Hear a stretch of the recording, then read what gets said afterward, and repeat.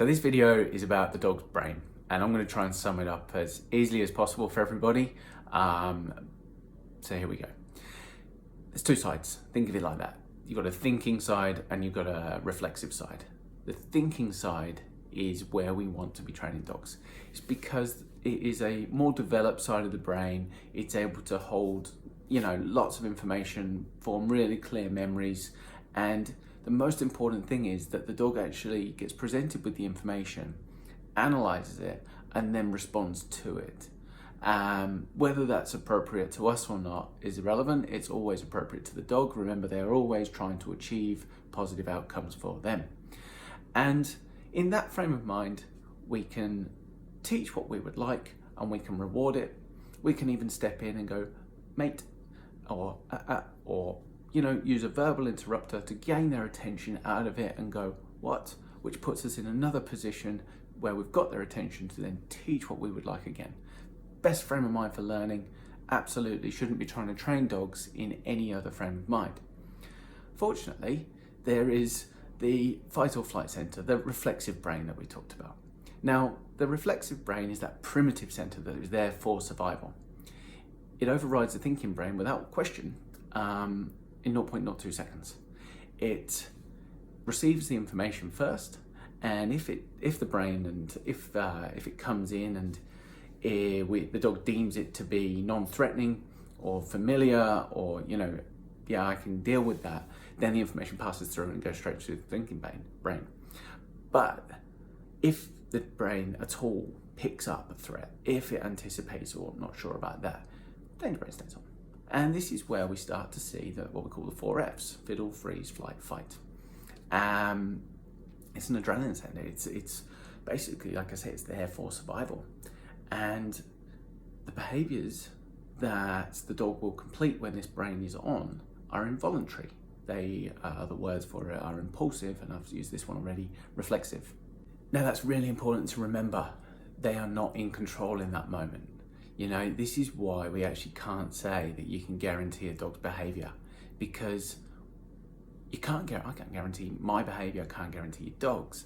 The thing is that their goal when that is on is to make things okay again. And they've always, whether that thinking brain is on or off, they're always trying to achieve positive outcomes. But like I say, when that danger brain's on, their goals, their motives, they shift apart. They're no longer just trying to achieve something they've seen and they like. They're actually trying to probably avoid something.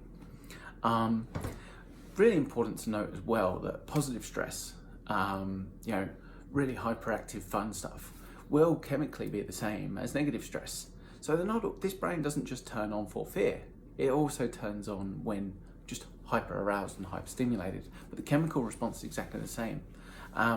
And so that's why sometimes we see really what we might deem inappropriate behaviors, even if it's just through hyper arousal. The dog doesn't necessarily have to be scared, fearful, or stressed, or anxious, in this frame of mind. It could just simply be got itself overexcited.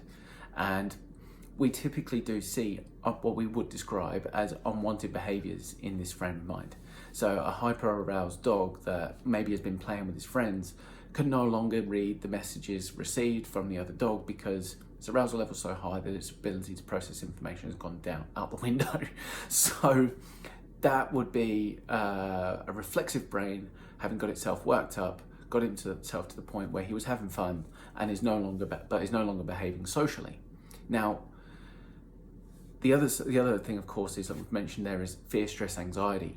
Now, those behaviors, that frame of mind, that emotive state isn't choice. Nobody would ever choose to feel that way, and nobody would ever, you can't just turn that on. That is how you feel given a stimulus in front of you.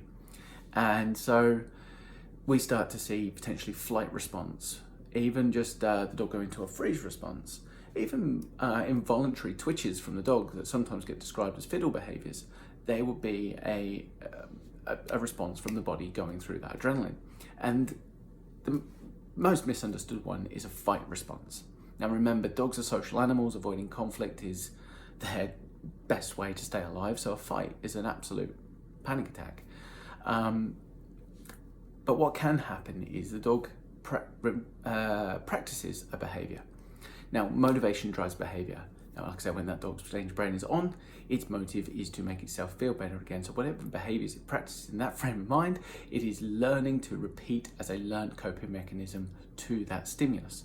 So for example, if our dog on leash barks and lunges at another dog, he is practicing aggression, and of course that dog may consequently leave.